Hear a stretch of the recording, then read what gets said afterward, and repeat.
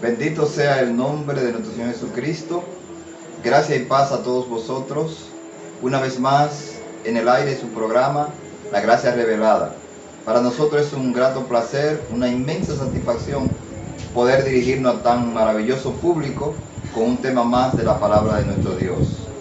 El único objetivo de este canal y de esta programación es que las vidas de ustedes y la mía también sean edificadas y que Jesucristo sea glorificado.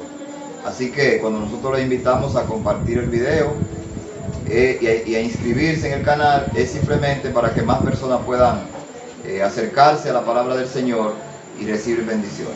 Nosotros estamos estudiando la venida del Hijo del Hombre en su reino. Ya hemos estado viendo algunos tópicos referentes al reino de Dios. Primeramente nosotros vimos que el reino de Dios llegaría para dar inauguración completa al nuevo pacto y que vendría en la vida de los discípulos, que el reino de Dios traería recompensa, traería juicio y que el reino de Dios también traería la resurrección de los muertos. Hoy nosotros vamos a seguir en esa misma línea y vamos a ver que la venida del reino de Dios equivale a lo mismo que decir la venida del Hijo del Hombre en su reino y la venida del Hijo del Hombre en las nubes del cielo. Y vamos a remitirnos al Evangelio según San Mateo en el capítulo 24. Vamos a ir a San Mateo capítulo 24 y vamos a leer en el versículo 29 y 30, donde nos dice: inmediatamente después de la tribulación de aquellos días, el sol se oscurecerá y la luna no dará su resplandor y las estrellas caerán del cielo y las potencias de los cielos serán conmovidas. Entonces aparecerá la señal del Hijo del Hombre en el cielo, y entonces lamentarán todas las tribus de la tierra y verán al Hijo del Hombre viniendo sobre las nubes del cielo con gran poder y gran gloria. Bueno, al nosotros leer esos versículos que son parte de las instrucciones que Jesús les dio a sus discípulos en el Monte de los Olivos, luego de que Él se retirara del templo y ellos le preguntaran qué señal habrá de tu venida y del fin del siglo, Él empezó a darle una serie de eventos que ocurrirían, que entonces marcarían la llegada del Hijo del Hombre en las nubes del cielo. Y aquí en el versículo 29 leímos que Jesús dice: inmediatamente después de la tribulación de aquellos días, el sol se oscurecerá, la luna no dará su resplandor, las estrellas caerán del cielo, y verán al Hijo del Hombre viniendo en las nubes del cielo con gran poder y gran gloria. Ahora, está hablando de una tribulación específica. Dice: después de la tribulación de aquellos días. Entonces, nosotros necesitamos identificar a qué tribulación Él se está refiriendo. Porque Él dice después, inmediatamente. O sea que cuando ocurriera la tribulación de aquellos días, inmediatamente Él vendría a las nubes del cielo. Inmediatamente el sol se oscurecería, la luna no daría su resplandor y las estrellas caerían del cielo, e inmediatamente lo verían en las nubes del cielo, viniendo con gran poder y gran gloria. Entonces tenemos que ver a qué tribulación Él se está refiriendo, porque no hay un periodo intermedio de mucho tiempo entre la tribulación y la aparición del Hijo del Hombre en las nubes del cielo. Bueno, pues el mismo capítulo 24 nos habla de esa tribulación, y vamos a leer los versículos desde el 15 hasta el 22, donde nos dice: por tanto, cuando veáis en el lugar santo la abominación desoladora de que habló el profeta Daniel, el que lee entienda. Entonces los que estén en Judea huyan a los montes. El que esté en la azotea no descienda para tomar algo de su casa. El que esté en el campo no vuelva atrás para tomar su capa. Mas hay de las que estén encintas y de las que críen aquellos días. Orad pues que vuestra huida no sea en invierno ni en día de reposo. Porque habrá entonces gran tribulación, la cual no ha habido desde el principio del mundo hasta ahora ni la habrá. Y si aquellos días no fuesen acortados, nadie sería salvo. Mas por causa de los escogidos, aquellos días serían acortados. Entonces él está hablando aquí de una gran tribulación que iba a acontecer en un momento cuando vieran el templo, el lugar santo que es el santuario, el templo profanado. Cuando ellos vieran las huestes extranjeras entrando al templo, era el momento para saber que la tribulación había llegado y que por lo tanto ellos debían salir de la ciudad lo antes posible. Y en el texto paralelo que nosotros encontramos en el Evangelio según San Lucas, en el capítulo 21, allí se nos dice que la abominación desoladora también tiene que ver con Jerusalén rodeada de ejércitos. Evangelio según San Lucas capítulo 21 versículo 20 al 24 nos dice: pero cuando viereis a Jerusalén rodeada de ejércitos, sabed entonces que su destrucción ha llegado. Entonces los que estén en Judea huyan a los montes, los que en medio de ella váyanse, los que estén en los campos no entren en ella, porque estos son días de retribución para que se cumplan todas las cosas que están escritas. Mas hay de la que estén encinta y de la que críen en aquellos días, porque habrá gran calamidad en la tierra e ira sobre este pueblo. 24. Y caerán a filo de espada y serán llevados cautivos a todas las naciones, y Jerusalén será hallada por los gentiles hasta que los tiempos de los gentiles se cumplan. Entonces vemos aquí que Jesús le está diciendo que Jerusalén iba a ser hollada por los gentiles, iba a ser pisada. Y en el capítulo 24 de San Mateo entonces nos dice que el templo sería pisado por los gentiles. De manera que la gran tribulación a la que se está haciendo referencia en Mateo 24 y aquí en Lucas capítulo 21 como en Marcos capítulo 13, es el tiempo de angustia, el tiempo de persecución, el tiempo de aflicción que aconteció desde el año 66 de nuestra era hasta el año 70, cuando los ejércitos romanos estuvieron sitiando la ciudad. Ese fue un momento de gran angustia, de gran calamidad. Y según la historia, se nos dice que Setio Galo rodeó la ciudad en el año 66, pero de manera sorprendente dice que retiró el ejército. Y eso le dio la oportunidad a los cristianos que habían escuchado la palabra del Señor Jesucristo de salir y huir a las montañas. Según nos dice Flavio Josefo, en Historia de los Judíos, ellos huyeron a una ciudad llamada Pella. Entonces, posteriormente, cuando los ejércitos romanos se retiraron, los judíos se envalentonaron y estuvieron dispuestos a defender la ciudad, llamándolos invasores. Sin embargo, posteriormente, el general Tito vino con toda su fuerza, acampó contra la ciudad y destruyó el templo.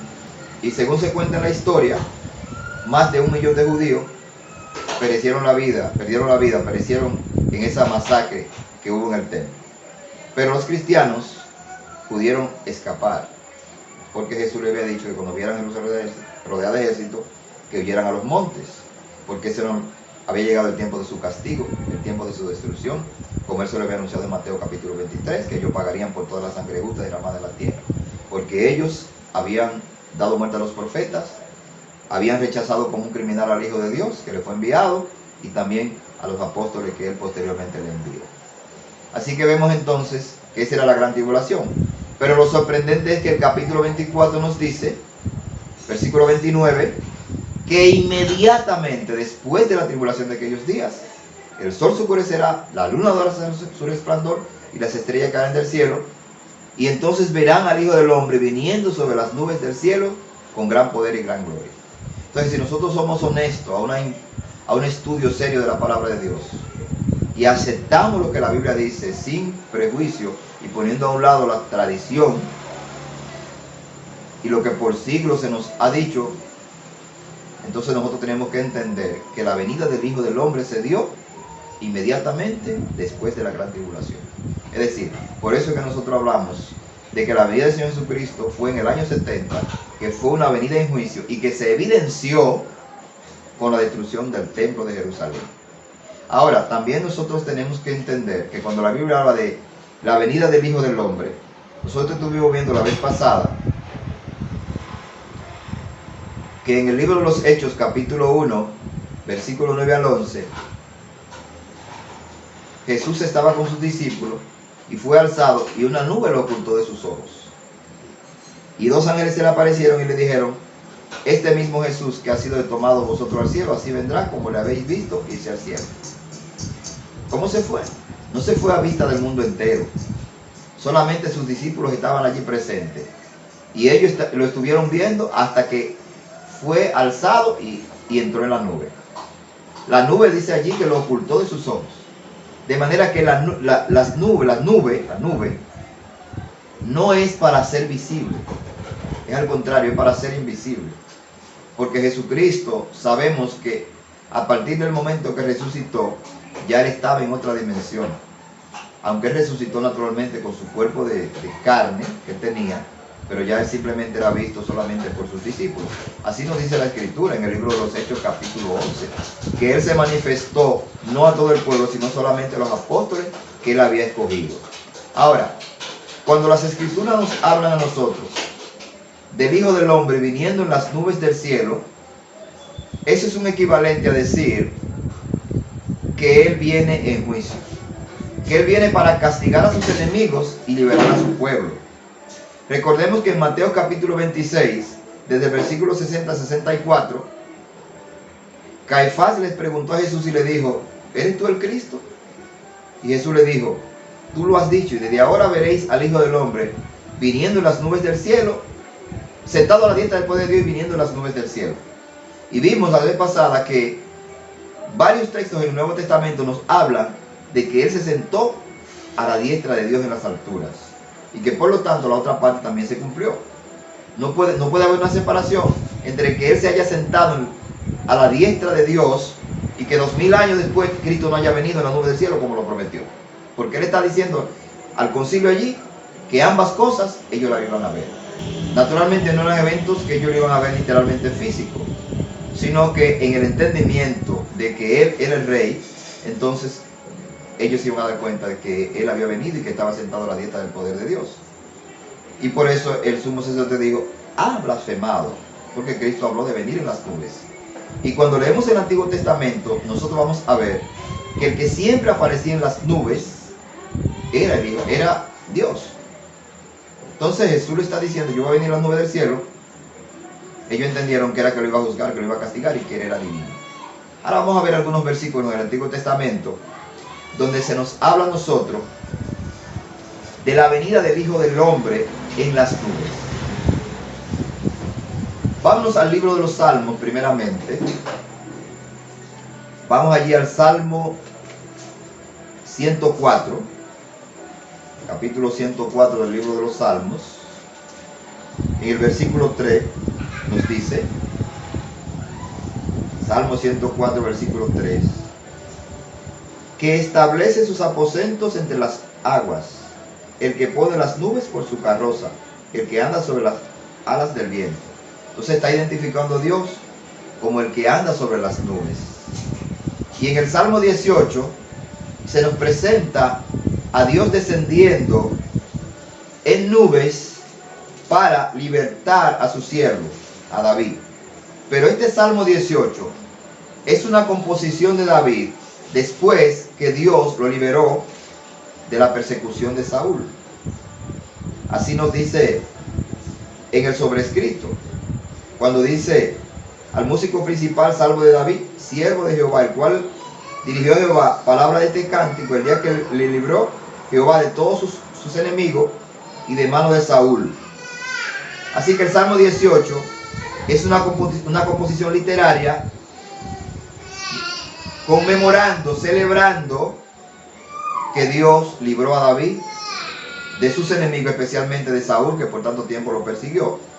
Entonces, a partir del versículo 6, él empieza a narrar cómo Dios lo liberó. Versículo 6 hasta el 11 nos dice: en mi angustia invoqué a Jehová, clamé a mi Dios. Él oyó mi voz desde su templo. Mi clamor llegó delante de él a sus oídos. La tierra fue conmovida y tembló. Se conmovieron los cimientos de los montes. Se estremecieron porque se indignó él.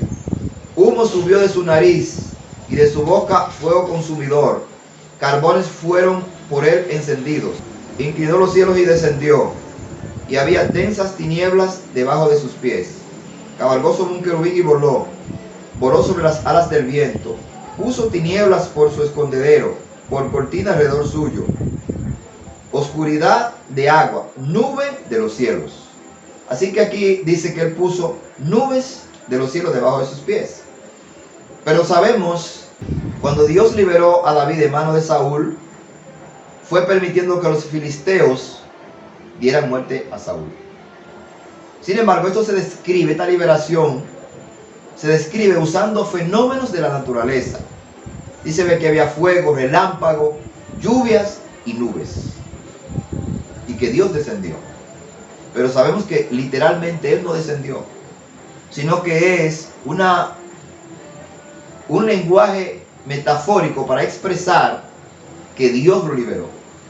Porque en las Escrituras, cuando Dios viene en las nubes, significa que viene en juicio y que viene a libertar a los suyos de mano de los que los están oprimiendo. También nosotros encontramos en el libro del profeta Isaías, en el capítulo 19, versículo 1 y 2, nos dice: profecía sobre Egipto. He aquí que Jehová monta sobre una ligera nube y entrará en Egipto, y los ídolos de Egipto temblarán delante de él, y desfallecerá el corazón de los egipcios dentro de ellos. Y en el capítulo 20, versículo 4 dice: así llevará el rey de Asiria a los cautivos de Egipto, a los deportados de Etiopía, jóvenes y ancianos desnudos, descalzos, descubiertas las nalgas, para vergüenza suya. Y en el capítulo 19, versículo 4 dice también: entregaré a Egipto en manos del señor duro, y rey violento se enseñará de ellos, dice Jehová de los ejércitos. Entonces, está diciendo que iba a entrar en Egipto en una nube. Sin embargo, lo que eso quiere decir es que lo iba a entregar en mano de un adversario. Y en el capítulo 20, versículo 4, entonces dice que era el rey de Asiria. En el rey de Asiria era que iba a usar Dios como instrumento para castigar a Egipto. Y se presenta como que Dios está entrando en una nube, porque iba a castigar a Egipto. De manera que venir en las nubes no significa que literalmente Dios iba a ser visto entrando en Egipto, sino que iba a usar sus adversarios. Por eso en el capítulo 13 del libro de Isaías dice una palabra. En el capítulo 13 del libro de Isaías nos dice en el versículo 5: vienen de lejana tierra, de los postreros de los cielos, Jehová y los instrumentos de su ira para destruir la tierra. De manera que cuando Dios usaba un ejército extranjero para castigar a una nación, para castigar a su pueblo o a cualquier nación que se estaba oponiendo a los propósitos de Dios, la Biblia dice que Jehová venía con el ejército. Entonces, eso lo que quiere decir es que Dios le estaba dando autoridad, le estaba dando permiso, estaba permitiendo, ese ejército estaba actuando bajo la soberanía de Dios para ejecutar los juicios de Dios. Entonces, venir en las nubes, Jesús está hablando de que iba a venir en las nubes, era que iba a ejecutar juicio sobre la nación que lo había rechazado, sobre Jerusalén.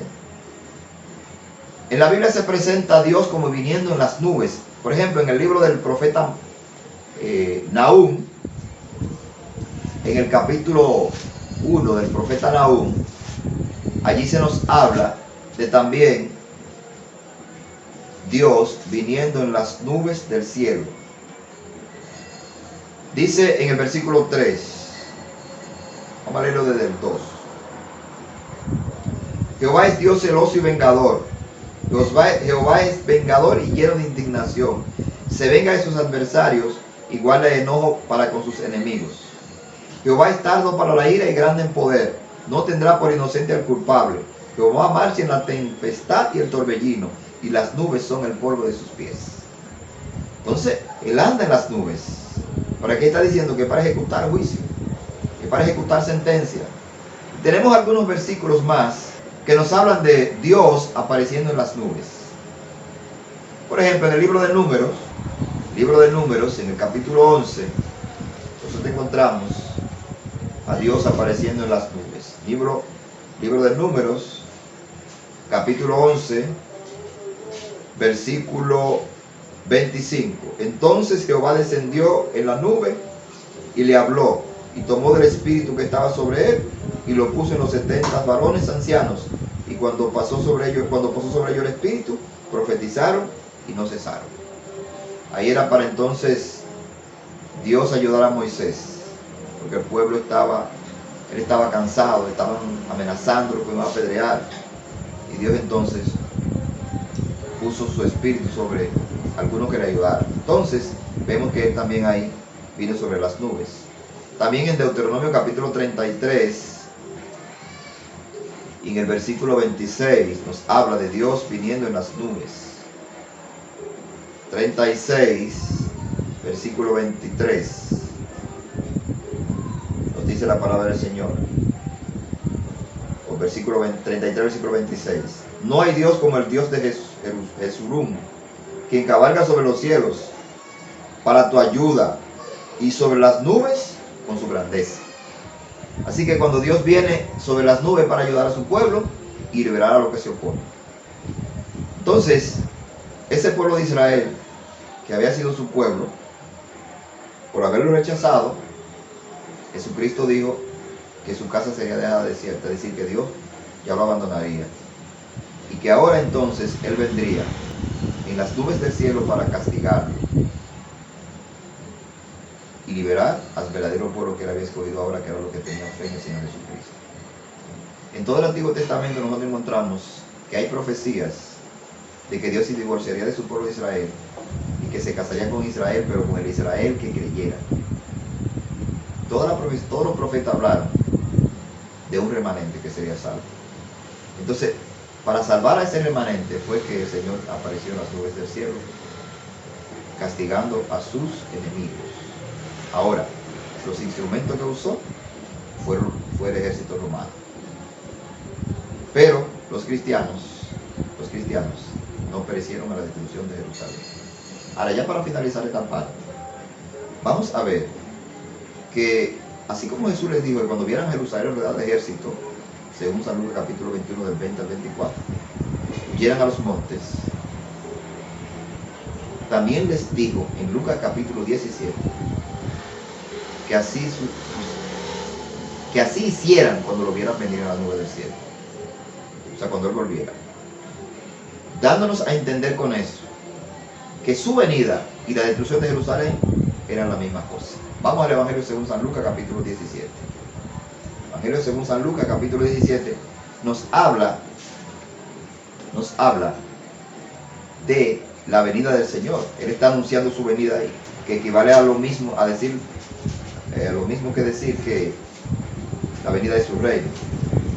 Lucas 17, a partir del versículo 20, que el 20 nos dice: preguntado por los fariseos cuándo había de venir el reino de Dios, le respondió y le dijo: el reino de Dios no vendrá con advertencia, ni dirán helo aquí o helo allí, porque he aquí el reino de Dios está entre vosotros.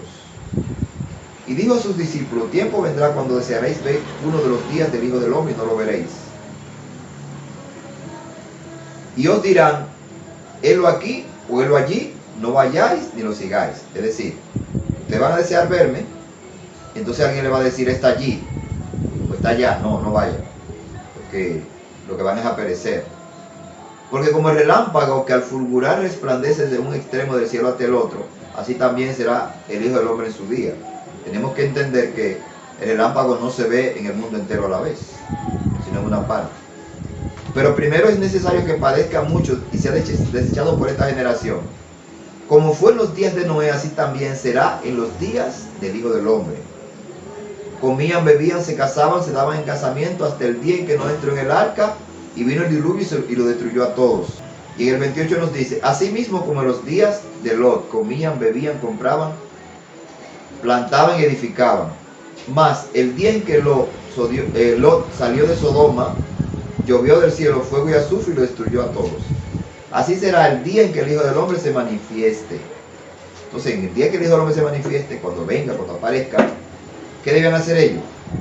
En el 31 nos dice, en aquel día, ¿cuál día? Del que está hablando cuando Él se manifieste. El que esté en la azotea y sus bienes en casa no descienda para tomarlo. En el campo, así mismo, no vuelva atrás. Entonces le está diciendo, no es tiempo para entrar en la casa y buscar cosas. Y el que esté en el campo no venga. ¿Por qué? Porque ha llegado el juicio, ha llegado la calamidad. Entonces, si como la gente se imagina, aquí está hablando de algo diferente a la destrucción de Jerusalén, ¿por qué usa lo mismo? Le está diciendo, el que esté en el campo no entre en la ciudad. Así mismo le dijo en Lucas capítulo 21, aquí le está diciendo eso. Y le dice en el 32, acordaos de la mujer de Lot. Todo el que procure salvar su vida la perderá, y todo el que pierda su vida la salvará. Os digo que en aquella noche estarán dos en una cama, uno será tomado y el otro será dejado. Dos mujeres estarán moliendo juntas, una será tomada y la otra será dejada. Dos estarán en el campo, uno será tomado y el otro será dejado. Entonces, esos textos nosotros los encontramos también en el capítulo 24 de San Mateo. Así que la venida del Hijo del Hombre y la destrucción de Jerusalén es lo mismo. ¿Por qué? Porque la venida del Hijo del Hombre es una venida en juicio para castigar y destruir a sus enemigos y liberar a su pueblo. No hay condenación para los que están en Cristo Jesús, escribió el apóstol Pablo en Romanos capítulo 8, versículo 1. A lo suyo, Cristo lo preservó, porque ellos creyeron. Pero a los judíos en varias ocasiones les dijo, si ustedes no creen que yo soy, en vuestros pecados perecerán. Hay varios textos donde él les mostró eso y les dijo que ellos iban a perecer si ellos no creían en él. Y así sucedió. Mi amigo y hermano que me escucha, te invito a poner tu fe y tu confianza en la muerte del Hijo de Dios como el único medio de ser justo a los ojos de Dios para escapar de la ira de Dios. Porque Dios siempre está irado contra el pecador. Y poder tener la esperanza de formar parte del reino glorioso de nuestro Señor Jesucristo. Gracias y paz a vosotros y que la bendición del Todopoderoso sea con todos. Amén.